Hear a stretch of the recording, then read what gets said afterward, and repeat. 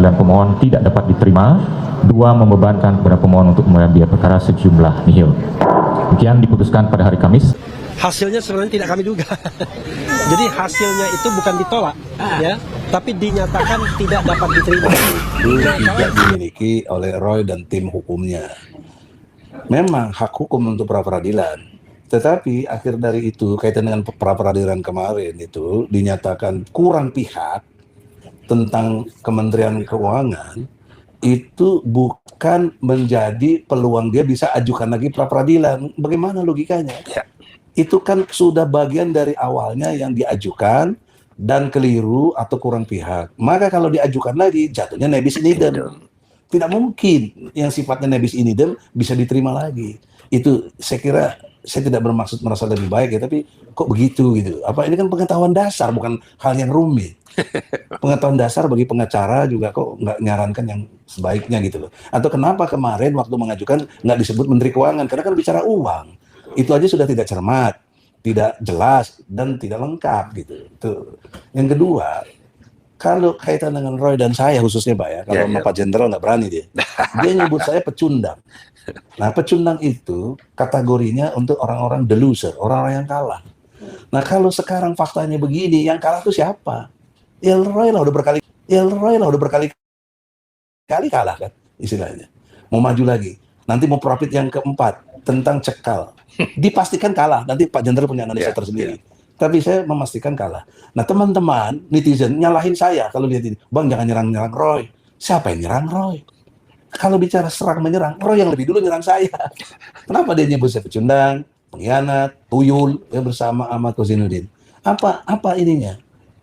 Logika legal standing hukumnya. Kan dia dan saya sama-sama berseteru melawan Jokowi. Saya ribut dengan Jokowi, saya menyelesaikannya demi hukum. Kenapa kemudian saya dituduh pengkhianat? Padahal saya tidak pernah jalan bareng sama dia. Tidak satu kubu dan tidak satu ada perjanjian. Pengkhianatan itu adalah pengingkaran terhadap perjanjian. Kalau nggak ada perjanjian di antara kita, apa yang disebut pengkhianat? Teman juga bukan istilahnya dalam konteks perjuangan ini. Jadi teman-teman juga mesti cerdas, jangan saya aja disalahin. Abang jangan nyerang-nyerang Roy Suryo. Saya tidak nyerang Roy Suryo, yang nyerang saya. Kenapa dia tidak fokus lawan Jokowi terus? Kenapa kepada saya? Kok saya yang jadi sasaran? Itu logika yang terbalik dan sangat menyesatkan itu. Sehingga saya pecah di kalangan teman-teman. Justru saya dianggap menyerang Roy dengan memberikan laporan polisi. Saya ini mendasari postulat berpikir saya kepada Al-Quran. Dalam surat Al-Muzammil ayat 10 surat 73 itu menyatakan nggak usah hiraukanlah omongan mereka, hai Muhammad katanya. Hindarilah mereka atau jauhilah mereka dengan cara-cara yang baik. Nah, dalam ilmu sosial, cara yang baik itu apa? Ikut tatanan hukum. Tatanan hukum itu seperti apa? Ya lapor polisi. Bukan lagi podcast, balas podcast, kemudian ribut, kemudian baku hantam. Itu tidak baik gitu deh. Jadi itu kecerdasan dalam memahami ayat-ayat juga penting, bukan kita dogmatis. Tapi itu kan guidance. Quran itu kan guidance, petunjuk. Kamu bagusnya begini, hindari saja. Bahkan hadis lebih tegas. Berdebat sekalipun kamu benar, tinggalkan itu. Itu banyak. Sekalipun kamu benar, tinggalkan. Nah, saya nggak mau ikut berdebat. Makanya tidak mengurangi hormat dengan iNews, Bos. Saya beberapa kali diundang atau itu saya tidak berkenan. Kecuali wawancara khusus kayak gini. Mudah-mudahan wawancara kita kemarin udah dibuat belum? Ya, udah sampaikan juga. Itu poin pentingnya dari saya. Mungkin Pak Jenderal ada pendapat lain? Baik, terima kasih Bang Egy. Kalau kita bukan kubu-kubuan Bang ya. Bukan, kita memang saudara profesional, polisi, advokat. Jadi penegak hukum. Itu dong. Itu masalahnya. Baik, terima kasih. Assalamualaikum warahmatullahi wabarakatuh. Waalaikumsalam. Selamat sore dan salam sejahtera untuk kita semua. Ini ketemu lagi sama saudara saya nih, Bang Egy, dalam pertemuan yang berbeda.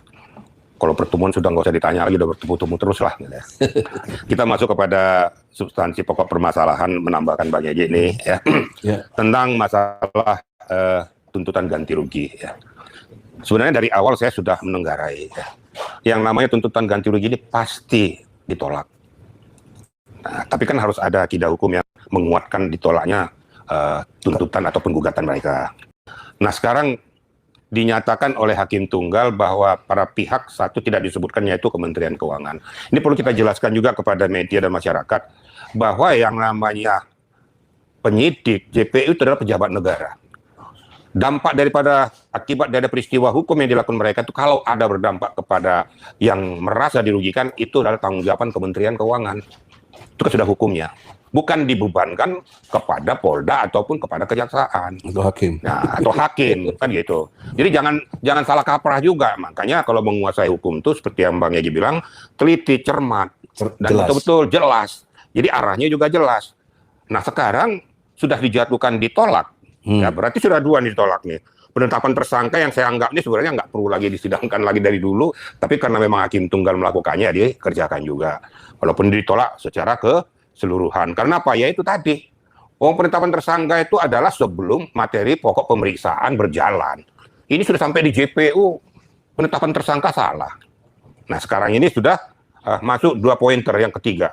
Bahkan saya jadi geli juga akan melakukan gugatan yang sama, tapi menambahkan yang para tergugat tersebut. Kan lucu. Nanti ada lagi hukum apa? Itu kan sudah namanya nebis. Karena substansi yang dipermasalahkan adalah sama. Lah kan belum nambahkan salahmu Kalau sendiri. dia beralasan kurang pihak gimana? Lah kurang pihak salah sendiri, kenapa tidak kau masukkan dulu? Makanya dimasukin. Nah, masuk tapi udah nebis. Apakah dia masukin lagi? Nggak mungkin bisa ya? Nggak mungkin. Posisinya nebis ya? Nebis dong. Nebis in idem. Nah, nebis in idem. Ya lucu dong. Kita hukum mau dipakai hukum kemana? Nggak ngerti juga saya tuh kuasa hukumnya tuh. Entah belajar dari mana, saya juga nggak paham memangnya gini kan. Pakai KUHP yang lain. Nah, itu. Nah, masuk katanya mau pencekalan ya kan. Ini lebih ironis lagi. Prapit keempat. Loh, pencekalan muncul kan karena seseorang ditetapkan sebagai tersangka atau terdakwa atau masih menjalani proses hukum. Nah, makanya dicekal. Tujuan dicekal supaya tidak melarikan diri, mempermudah pemeriksaan, sewaktu-waktu dipanggil. Lah, dia ditetapkan sebagai tersangka bahkan terdakwa saat sekarang ini. Kan sudah sampai di JPU nih Bang Egy. Berarti kan sudah di tangan JW terdakwa, bahkan persiapan pra penuntutan. Lah, terus dikatakan bahwa ini pencekalan itu tidak sah secara hukum. Pencekalan itu tidak sah secara hukum. Saya juga nggak ngerti juga ini. Saya bilang nauzubillah min dzalik, Bang. Ya, kalau Roy-nya mungkin Pak kita ngerti lah dia bukan sarjana hukum. Kuasa hukumnya kuasa tuh. hukum itu kemana? Kemana? Nggak tahu di bab berapa tuh Bang tuh. Apa itu? Sama yang lama yang baru pasti nggak ada tuh Bang. Atau yang penting dia tampil di TV. Nah, ini yang jadi pokok masalah. Jadi masyarakat jangan diajarkan hukum yang nggak benar. Cuma satu pesan saya nih Bang nih sama pengadilan nih. Tolonglah pengadilan nih jangan jadi nanti pengadilan tidak ada marwahnya lagi. Kalau menerima seperti kayak gini terus berjilid, ini akibatnya jadi pengadilan sudah nggak ada gaungnya lagi. Nah, saya juga bermohon Bang ke Mahkamah Agung. Harus dikeluarkan tentang masalah pra-peradilan ini, harus dikeluarkan paket SEMA atau PERMA untuk mengatur ketentuan pra-peradilan sesungguhnya. Karena di KUHP nggak diatur. Nggak diatur, makanya dikeluarkan PERMA, kan setara undang-undang. Setara undang-undang. PERMA, peraturan Mahkamah Agung. Jelaskan bahwa prapit itu cukup sekali. Kalau memang ada berbagai macam, Bang, ya dibuat dong secara komprehensif. Contoh, tidak sahnya penetapan tersangka, penggeledahan, penahanan, dan lain sebagainya. Including gitu. Nah, including bahkan. Nah, di situ kan dikatakan nanti bahwa agar direhabilitasi. Sisi lain dari segi biaya ini kan menambah beban biaya negara kalau diberi jilid. Makanya saya bilang kan kacau nih. Apakah persidangan ini juga nggak menambah beban biaya? Apakah pengadilan Jakarta Selatan nggak punya kasus-kasus yang lain? Nah, ini perlu dipertimbangkan. Makanya saya berharap Mahkamah Agung bunyi segera mungkin karena sudah ada fakta akibat daripada KUHP yang baru dan yang lama ini jadi blunder. Makanya ada keputusan kemarin ambigu, Bang.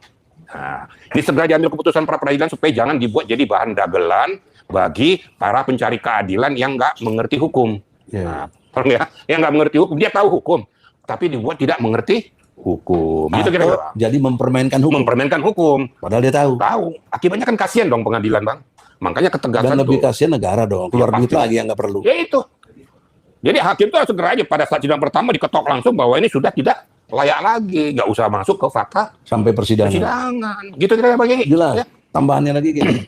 Dalam baru terhadap seorang tersangka, terdakwa, terpidana yang ketika ditangkap dan ditahan tidak sesuai dengan hukum yang berlaku atau tidak mempunyai alasan yang sah, maka bisa dimintakan ganti kerugian. Itu clear, ya. Artinya permohonan pra peradilan ini memang mengikuti ketentuan pasal 173 KUHP yang berlaku. Kemudian yang kedua, ahli juga tadi menyatakan bahwa perhitungan nilai ganti kerugian itu didasarkan pada PP 92 tahun 2015, yaitu plafonnya adalah minimal 500.000 dan maksimal adalah 100 juta. Dan kami menyandarkannya pada itu, yaitu materialnya adalah 106 juta, hanya lebih 6 juta, kemudian imaterialnya juga adalah 100 juta. Jadi tidak melebihi apa yang ditentukan oleh hukum negara. Kemudian juga yang ketiga, ahli juga tadi mengatakan bahwa selain material, pemohon juga bisa mengajukan yang imaterial. Jadi sebenarnya pendapat ahli tadi justru menggugurkan beberapa pertahanan daripada Polda Metro Jaya dalam hal ini adalah argumentasi hukum yang dibangun pada saat mereka menyampaikan jawaban, kemudian pada saat mereka menyampaikan duplik. Jadi kami melihat bahwa arah mata angin dari pembuktian hari ini sudah lebih menguntungkan ke kami.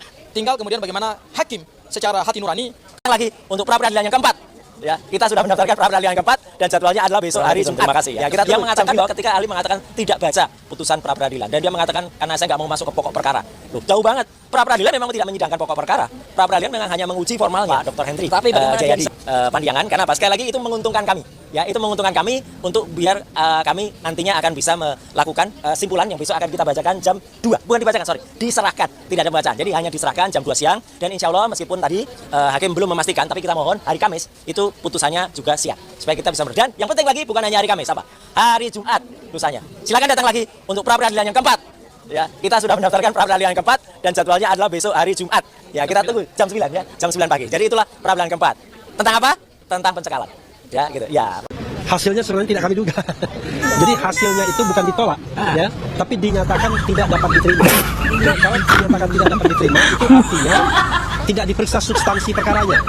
Nah, mengapa dinyatakan tidak dapat diterima? Ya mungkin ngelesnya pengadilan adalah bahwa katanya kurang pihak. Jadi pihak yang oleh karena permohonan pra peradilan pemohon dinyatakan tidak dapat diterima, maka biaya yang timbul dalam perkara ini haruslah dibebankan kepada pemohon sejumlah nihil. Mengingat pasal 173, pasal 175 ayat 5, pasal 365 KUHP, pasal 11 Peraturan Pemerintah Nomor 27 1983 sebagaimana telah diubah dengan Peraturan Pemerintah Nomor 92 Tahun 2015 tentang perubahan kedua atas Peraturan Pemerintah Nomor 27 Tahun 83 tentang pelaksanaan KUHP dan peraturan yang lain yang bersangkutan menyatakan permohonan pra peradilan pemohon tidak dapat diterima. 2. Membebankan kepada pemohon untuk membayar biaya perkara sejumlah nihil. Demikian diputuskan pada hari Kamis.